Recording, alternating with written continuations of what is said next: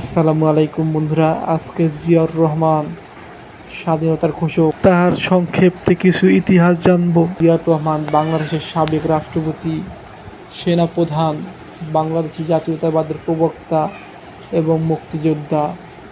জিয়াউর রহমান 1936 সালে 19 জানুয়ারি জন্মগ্রহণ করেন এবং 30 মে 1981 সালে ইন্তেকাল করেন। তিনি বাংলাদেশের অষ্টম রাষ্ট্রপতি, প্রাক্তন সেনাপ্রধান এবং একজন মুক্তিযোদ্ধা। 1971 সালে 25 মার্চ পাকিস্তান সামরিক বাহিনী বাঙালি জনগণের উপর আক্রমণ করার পর তিনি তার পাকিস্তান অধিনায়কদের বন্দী করে বিদ্রোহ করেন এবং সশস্ত্র প্রতিরোধ গড়ে তোলেন। পরে তিনি 1971 সালে 27 মার্চ তিনি শেখ মুজিবুর রহমানের নামে চট্টগ্রামে কালুরঘাট বেতার কেন্দ্র থেকে বাংলাদেশের স্বাধীনতা ঘোষণা সমর্থন একটি বিবৃতি পাঠ করেন। তিনি মুক্তিযুদ্ধের অন্যতম সেক্টর কমান্ডার ও জেড ফোর্সের অধিনায়ক ছিলেন। তিনি মুক্তিযুদ্ধের বীরত্বের জন্য বাংলাদেশ সরকার তাকে বীর উত্তম উপাধিতে ভূষিত করেন।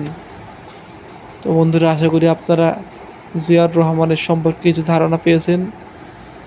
এই তথ্য উইকিপিডিয়া থেকে নেওয়া। আল্লাহ হাফেজ।